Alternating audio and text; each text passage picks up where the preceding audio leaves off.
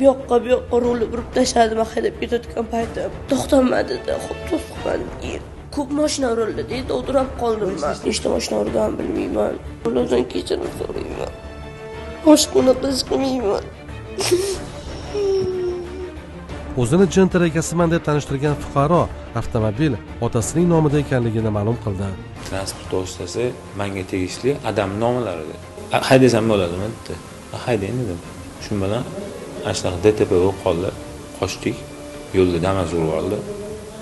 Undan keyin Sobrahim postda o'tgandan keyin to'xtab qoldik. Svetoforda probkada qolib ketdik. Orqaga razvorot qilib streshni qaytdik. Keyin o'shanda 5 ta 6 ta mashinani DTP qildik. Qilgan ishimdan pushaymonman. Kechirim so'rayman. Qilgan ishimizdan jabrlangan odamlardan ham kechirishlarini so'rayman. Qaytarmay boshqa. Nafaqat o'zini, balki boshqalar hayotini ham xavf ostida qoldirib, qo'pol ravishda qoidabuzarlik sodir etgan shaxslar yo'l-patrul xizmati inspektorining bir necha bor ogohlantirishiga qaramay harakatni to'xtatmagan.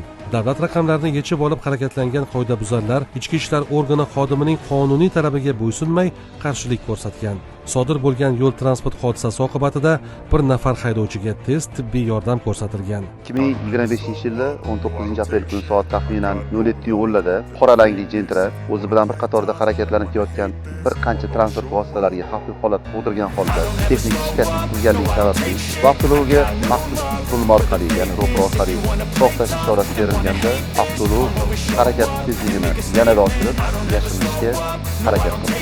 Mazkur holat yuzasidan haydovchi bilan tekshirishlar olib borganimizda avtoulov boshqarish huquqini beruvchi hujjatlari yo'q edi.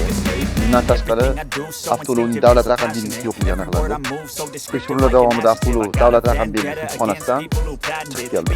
Yaxshiyam bu holatda yo'l patrul xizmati inspektori tezkor qaror qabul qilib, qoidabuzarlarni to'xtatishga hamda vaziyatni o'z nazorati ostiga olishga erishdi. Aks holda voqea yanada ayanchli yakun topishi mumkin edi.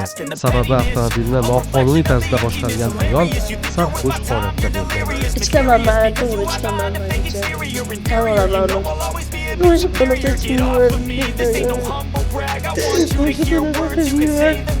Kechirimga yig'ildik, mehmondorchilikka 5-6 daqiqa bayram qildik, o'tirdik, ozgina spirtni burlab, ozgina ichgandi. Ertalab o'sha anaqada rolni olishdi. Yashash moddasi edi. Telegramdan Yakkasaroy rayonidan iste'mol qildim. Kechki payt.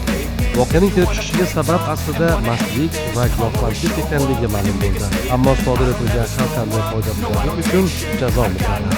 Mazkur holat bo'yicha Toshkent shahar Chilonzor tumani ichki ishlar organlari faoliyatini muvofiqlashtirish boshqarmasi tomonidan Jinoyat kodeksining 277-moddasi 3-qismi G bandi bilan jinoyat ishi qo'zg'atilib, dastlabki tergov harakatlariga kirishilgan. Dastlabki tergov harakatlari davomida gumon qilinuvchi shaxslar protsessual tartibda ushlangan. Hozirda jabrlanuvchilarga yetkazilgan moddiy zararni aniqlash bo'yicha tegishli ekspertizalar tayinlangan. Dastlabki tergov harakatlari davom etyapti.